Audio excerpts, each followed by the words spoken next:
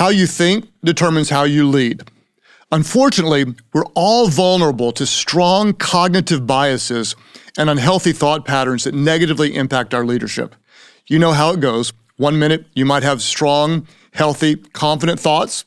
The next minute, you're battling fear, insecurity, and self-doubts. In this episode, we're going to identify one limiting mindset and work to adjust our thinking so we can expand our leadership. I've entitled this session, Winning the War in Your Mind. Hey, welcome to another episode of the Craig Groeschel Leadership Podcast, where we're on a mission to help you become a leader that people love to follow. If you're new with us, we release a brand new teaching on the first Thursday of every month, and we drop bonus episodes. I would encourage you to hit subscribe wherever you consume the content. And this is super important too. I'd like to encourage you to get the leadership guide. If you go to craiggroeschel.com and click on leadership, you can sign up for the leader guide, especially in this episode. I think it's going to be really helpful to you. Not only can you review the content, you can also teach it to the team. And in this episode, I'm going to give you some statements that are going to be really difficult to remember if you're driving your car or running on a treadmill. So I encourage you to get the leader guide, and all the statements will be there available to you.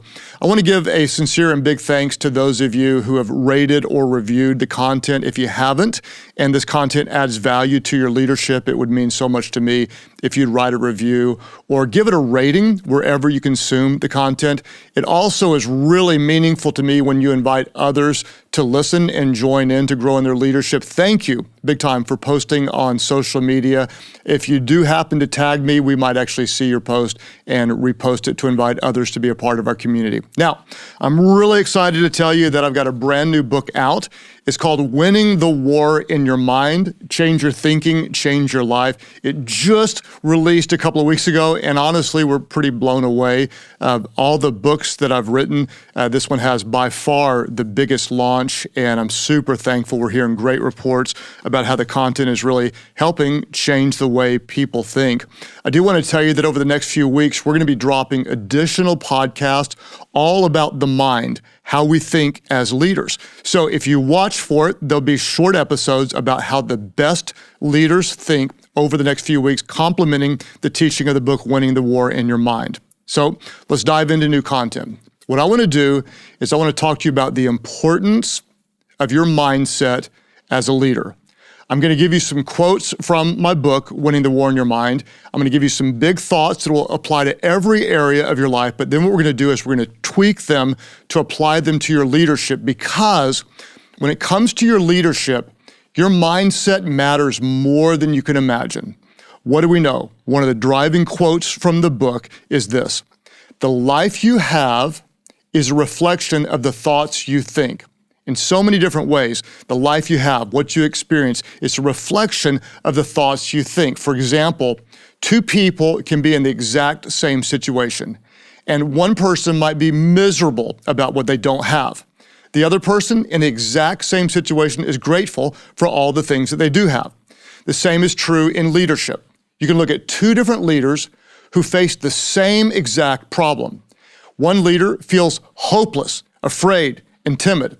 The other leader in the same situation feels hopeful and energized to find a solution. What do you have?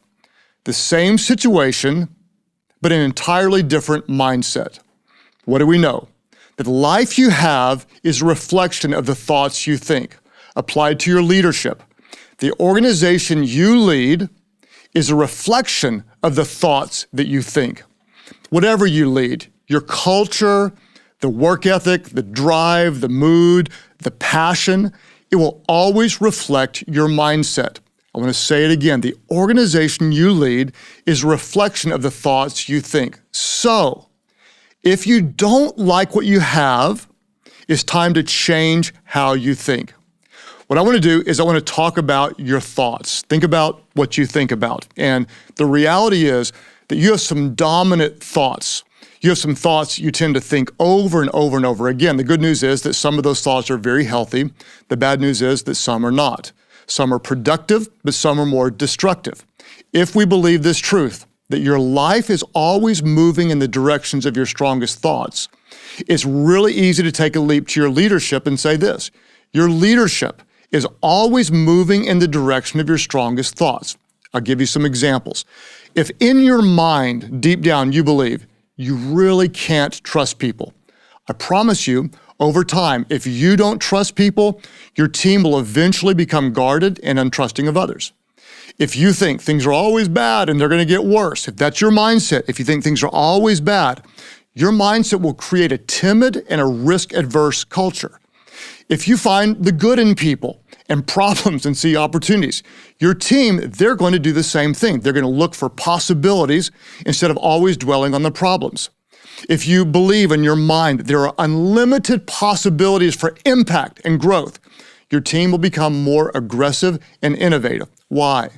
Because your leadership is always moving in the direction of your strongest thoughts. When you think about it, you are the leader that you are today because of your thoughts in the past. Now let's project forward. The leader you become tomorrow will reflect the thoughts that you think today. I'm going to say it one more time. Whatever you lead, your culture, your work ethic, your team's attitude, it will always reflect your mindset. So, if you don't like what you have, it's time to change how you think. Now, let me slow down and give you just a little bit of a warning and tell you that the rest of this content is going to require some work from you. Like, seriously. To really apply what we're talking about, you're going to have to reflect some, take some notes, and so you may listen all the way through. You may want to actually watch this podcast because we're going to put some words up on the screen that will be helpful not just to hear but to see. And then I really want to encourage you to get that leader guide because it can help you to apply what we're going to talk about. I'll just say sincerely that doing the work on this exercise, it could be one of the most important things that you do that impacts the potential of your leadership. So if you're ready to get to work, I am. Let's dive in. What I want you to do is be honest for a moment and acknowledge that as a leader, you have some crazy strong cognitive biases.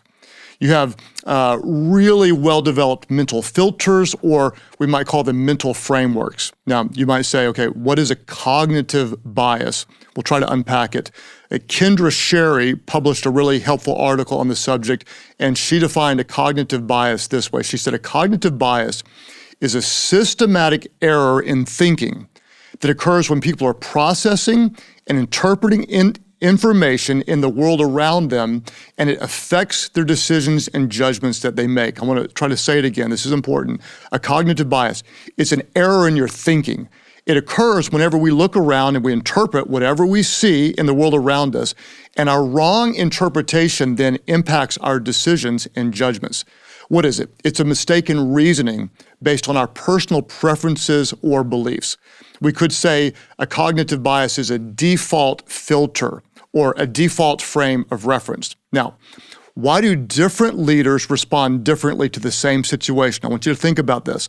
Same problem or same opportunity, and two different leaders have two entirely different responses to the same situation. Why do they respond differently? Because it's not the facts that are different, it's the filter.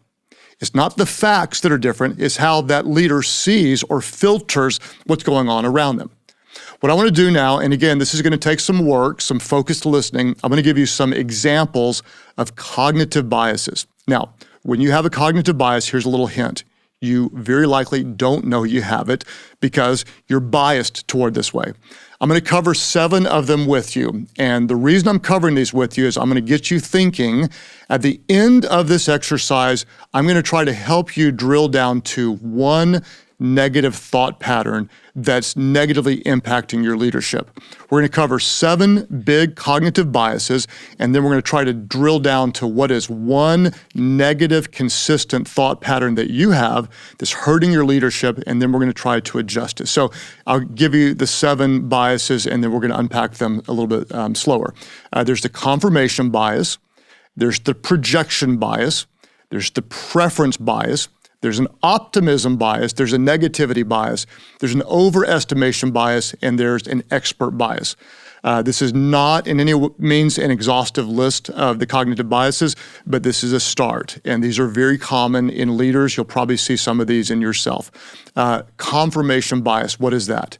If you have the confirmation bias, you most likely listen to or interact with sources that support your prior conclusions. The confirmation bias favors what supports your opinions and dismisses what doesn't. You see this on social media a lot of time. People will only interact with people who think the same way as them, and it confirms their beliefs. You see it with people that believe conspiracy theories. They read the same thing, listen to the same people, and suddenly they start to believe something that's not true actually is true. This can become really dangerous to a team when we're only around people who think like we think and we have a confirmation bias. Let's talk about the projection bias. This is when you overestimate how others view you and assume they agree with you. You've seen this in a meeting. Someone thinks everybody agrees, and that leader just plows through people because they have a projection bias. There's a preference bias, and this is something I'm vulnerable to. And that's when you obsess about some things while ignoring other important and critical factors. You like to hear from this person, but you don't listen for 3 other people that are giving you a different perspective. You might launch a new initiative on this date, and you're unaware that you're killing morale in the team because you're asking them to do something almost impossible. Or you find yourself doing whatever's urgent and ignoring what's important. That's the preference bias. There's the optimism bias, and that's when you overestimate what's possible and you underestimate the potential risk and cost. It's really good for people to be optimistic, but when you don't realize things could go wrong, the economy could change, there could be a global pandemic or whatever, you can overestimate what's possible and underestimate the risk. There's the opposite. It's called a negativity bias. That's when you remember and obsess about what went wrong and forget what went right. You might remember the sting of correction and forget the joy of praise. It's the negativity bias. And then there's the overestimation bias. That's when you blame external forces for your failures or setbacks, and you take disproportionate credit for your success. In other words, if something doesn't work, it's like, it wasn't my fault. Or if something does work, it's because I'm amazing. It's the overestimation bias. Finally, there's what we'll call the expert bias. And that's when you overestimate the opinions of others, like I've got to hear from a consultant or someone else from the outside. You overestimate the opinions of others, and you discredit your own leadership instincts and intuition. These biases, what do? They often create dominant, unhealthy, and unproductive mindsets. We all have them. I gave you all those different cognitive biases to help you drill down into your very first assignment, and we're gonna have 2 today. Your first assignment is this. What I want you to do is try to identify the number 1 mindset that's holding you back. Just one. We're not gonna try to attack 3 or 4, but I want you to try to identify the number 1 mindset that's holding back your leadership. The cognitive biases we talked about might get you thinking. And your wrong mindset might not fall squarely into one of those categories. So I'm going to give you some more thoughts that I've seen in my own leadership or other leaders around me. And if I've said something that resonates with you, you might jot it down or type it into your phone. And what I want you to do is really try to drill down into the number 1 negative or unhealthy mindset that's limiting your leadership. You may relate to several, but we're going to try to only find one. And I'm going to give you some. You might, in your mind, hear something like this over and over and over again. I don't have what it takes to be a great leader. You're lacking confidence, and that bias continues to hold you back. You might think, hey, nobody can do this as well as I can. We see that a lot. It's leaders who have a problem delegating or a problem with pride or both. No one can do it like I can. You might think over and over again, there's not enough time in the day. You're not good with time management or energy management or prioritizing or delegating. And so you find yourself saying, I just can't get it all done. And that thought, that driving thought holds you back. You might think this over and over again. I'm terrified they're going to find out I don't know what I'm doing. Or you might think my best days are behind me. Or I'm too young and too experienced for this role. Or I'm just not a confrontational person. I hear that all the time. I just don't like to confront people. Or your driving mindset might be, I simply can't change. I can never improve. I'm never going to be a good leader. It could be something I've said. It could be something related. It could be something entirely different. But what I want you to do is try to drill down. What's the one mindset that you need to change? It may be something that we listed, it may be something different, but what I want you to do is I want you to name it, because you cannot defeat what you don't define. Now, why does this matter? The reason it matters is because cognitive biases run deep, and every thought that we have in our mind, it creates a neurochemical change in our body. You've possibly studied neural pathways, and we've got billions of pathways or roads in our brain. And what we know from science is that the more often you think a thought, the easier it is to think that thought again. If you think it enough, a thought becomes your default thought, you have a bias. So to change your leadership, and this is so important, you have to change your thinking. To think in a different way, what you want to do is you want to forge a new path in your brain. Science would call it rewiring your brain. As a Christian, the Bible calls it renewing your mind. Both are absolutely accurate, consistent, and true. What I want you to do is just name one wrong thought pattern you've thought again and again and again that's limiting you and holding you back. Now, once you have your target in sight, once you've named that mindset, now it's time, number 2, to describe the new mindset that will be true about you. Assignment number 1, what's the wrong thought pattern holding you back? Number 2, describe the new mindset that will be true about you. I'm going to ask you this question twice so you can let it sink into your soul. What specifically do you want to think to replace the old negative and unhelpful thought patterns? What specific thought do you want to forge into your brain? What do you want to think to replace that old and negative and unhelpful thought patterns? I'm going to give you some examples. And this is the part, these statements will all be available for you in the leader guide. If you'd like to get that, we'll happily send it to you. But you might think, I don't have what it takes to be a great leader. What I want you to do is create your own statement. It may go something like this. If that was my driving problem, this is the statement I would create. God has given me the gift of leadership. Leadership is not just something I do. A leader is who I am. I cast a compelling vision, create a contagiously healthy culture, and love and empower leaders to do more than they thought possible. I would say that statement again and again and again and again and again and again and again in my mind until I forge a new path and believe it to be true. Let me give you more examples so you can apply this to your own leadership. You might have a pride or a delegation problem and think, no one can do it as well as I can do it. Well, that's really, really stupid if I can get in your face. So here's your statement. You're going to say this, something like this. I'm surrounded by great leaders that are getting better every day. Because I believe in others, I will trust them and empower them and celebrate their wins. My value isn't based on what I do, but on what I empower others to do. So important. I want you to drive that into your mindset. It's not about what you do, but what you empower others to do. I'll give you some more examples. You might say, there's not enough time in the day. You're going to create a statement that becomes a new driving force in your mind. I would say something like this. I have time to do everything that I choose to do. Because I'm an effective leader, I work efficiently, prioritize effectively, and delegate strategically. I get stuff done.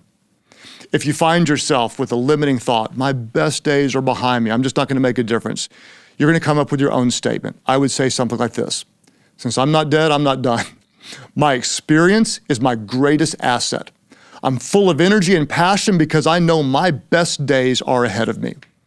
You might think, I'm just not a confrontational person. Forge a new path. Tell yourself over and over again, I love my team enough to confront what's wrong and help them grow into what's right. Because I'm a strong leader, I offer helpful feedback and I'm grateful to receive it.